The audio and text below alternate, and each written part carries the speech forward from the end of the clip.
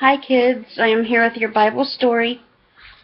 If you have joined us before, you know where we left off last time, where Joseph's brothers sold him into slavery, and we was going to continue on to the next story to see what happened to Joseph when he was sold into slavery. So today's story is going to be called From Slave to Ruler. And remember, Joseph was Jacob's son, Jacob's favorite son.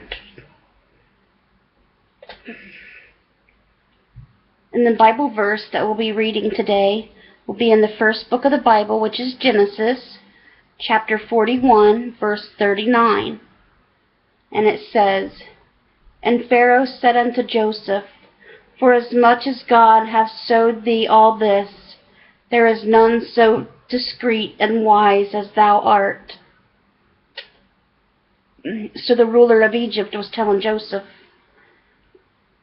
there was really no one greater than him than the king himself. But Jacob goes through a lot before that happens. So let's start the story from slave to ruler. After a long, slow trip with the camel caravan of Ishmaelites, to whom he had been sold by his brothers, Joseph finally arrived in the strange land of Egypt. As he looked about, he saw that the people looked different from his own. They spoke a language he did not understand. He was taken to a crowded marketplace and thrust upon a stand to be sold as a slave. Shoppers stopped to look at him over, felt his muscles, and measured his strength. Surely he felt strange and alone. Finally, Potiphar, a captain of the guard of a friend of the Egyptian king, bought Joseph and took him to his home. In this strange land and in a new home, doing the lowly work of a household slave, Joseph never forgot about the God that his father Jacob had served and taught him to love. The thought that God was with him made Joseph happy, and he worked busily, doing all of his jobs well. Soon Potiphar noticed what a fine bargain he had gotten when he had bought Joseph. He began to give more important jobs to him, and soon Joseph was the manager of all Potiphar's house and his businesses. Now Potiphar's wife was a wicked woman. She tried to get Joseph to do something wrong. He would not agree, knowing that Potiphar trusted him, and more important, God was watching over him. Finally, when Potiphar's wife saw that he could not be persuaded, she decided to get even with him. When Potiphar came home, she told him lies about Joseph, lies that made Potiphar very angry, that he had Joseph thrown into prison. It seems unfair that Joseph was made to suffer so badly a second time for the evil of others, but this was God's way of causing something good to happen that would bring Joseph honor. God's always got a plan. Bound in chains in an Egyptian jail, Joseph did not pout and feel sorry for himself, but he made friends with the others in the prison, even the jailkeeper himself. Soon the jailkeeper came to trust him as Potiphar once did, and he put Joseph in charge of all the other prisoners. One day, 2 new prisoners were given to Joseph to watch. Both came from the palace of the king, and the king had them thrown in prison for doing something that made him angry. One had been his chief butler, and the other the chief baker, and they had been in the ward for a while. Joseph woke one morning to find both of them looking sad. Each had had a dream that left him worried. "Tell me your dreams," said Joseph. "Perhaps my God will help us understand them." Because, God gave Joseph the power to interpret dreams, to tell what the meanings of dreams are. "I dreamed I made wine from a vine that had 3 branches. And I gave the wine to Pharaoh, the king, in his cup," said the butler. "This means that in 3 days you will be pardoned and placed back in Pharaoh's service when you are set free." This is supposed to be a picture of Joseph talking to the prisoners about their dreams. "When you are set free, please remember me, for I have done nothing that they should put me in prison for." The butler was happy and promised that he would. Encouraged by the meaning of the butler's dream, the baker told his to Joseph. "In the dream, there were 3 baskets of food for Pharaoh on my head. Birds came and ate out of the baskets." "Your dream means that in 3 days you will be hanged, and the birds will eat your flesh," Joseph said sadly. Within 3 days, all that Joseph had said did come true. But in his happiness at being back in Pharaoh's service, the butler forgot all about Joseph. For 2 more years, Joseph waited in prison. Then Pharaoh, the king, began having dreams also. So troubled was he that he called in all of his magicians and wise men to try to find their meaning, but no one could give any help. All of a sudden, the chief butler remembered the young Israelite who had helped him when he was in jail.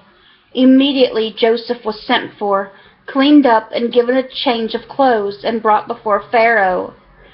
When the king asked him if he could tell the meaning of the dreams, Joseph answered, "The power is not in me. God will give the answer to you through me." Pharaoh did not know about the God Joseph worshipped, but he was desperate to know the answer to his dreams. "I dream of 7 fat cows and of 7 poor lean cows who eat up the fat ones. In my other dream, 7 poor empty ears of corn, 7 full ears that are already on the stalk. What can this mean?" Pharaoh begged of Joseph. Through God's power, Joseph could see that these dreams had the same meaning. He told Pharaoh that Egypt was going to have 7 years of plenty. There would be more food than the people could eat. But after that, there would be 7 years of famine, when no food would grow. I suggest that Pharaoh find a wise man and put him in charge of storing food during the years of plenty, in order that the people will have something to eat during the years when nothing is growing, Joseph said. Pharaoh was impressed by Joseph and decided to make him the ruler over the storing of the food. From his own hand, the king took a ring and gave it to Joseph.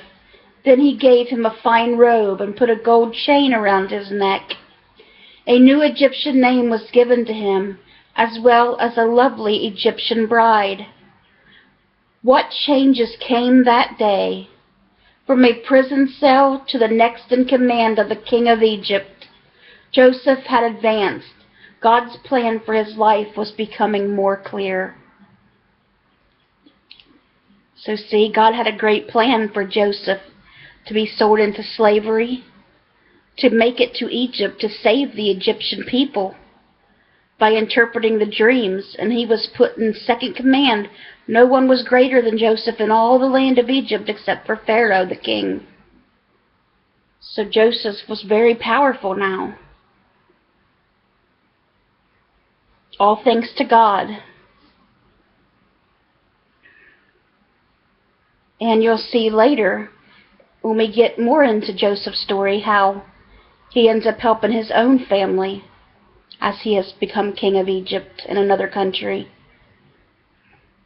But for now, let's answer some questions. Question 1. To whom was Joseph sold as a slave?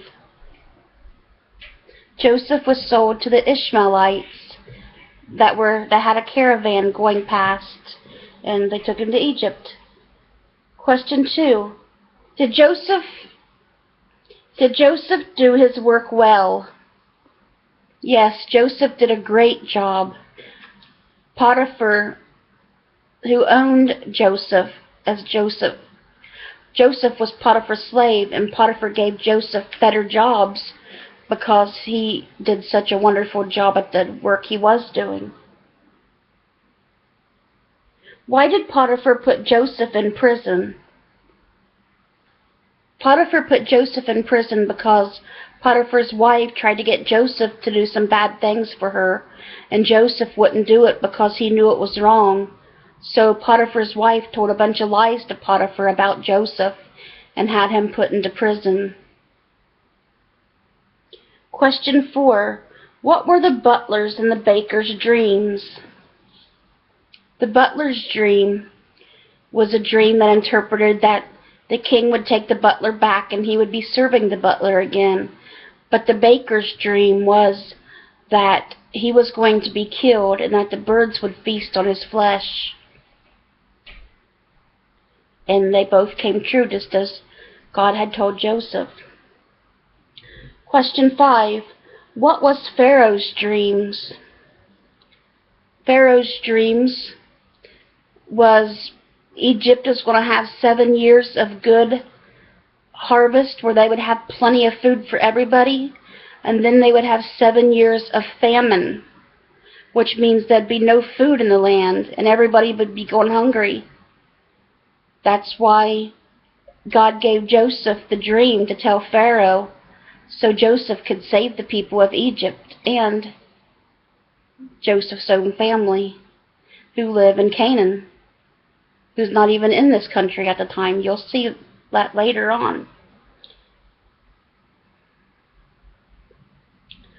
Now, question number 6. Who told Joseph what the dream meant? God. God gave Joseph the meaning of the dreams.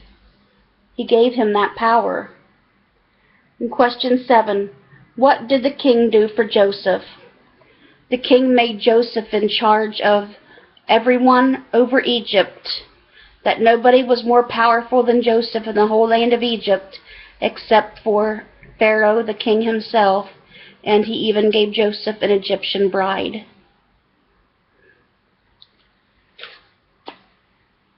So Joseph had a very good life, very, very rich life after this had happened. Our next story will get into how Joseph saves his family all the way from Egypt. I hope you guys enjoyed today's story, From Slave to Ruler, and I hope you guys are having a great week and enjoying your days in school. Today was such a beautiful, pretty day. I hope you got to enjoy it. And I will let you little ones go. I hope you guys enjoyed the story, and I hope to see you guys again soon with another one. Bye, little ones. God bless.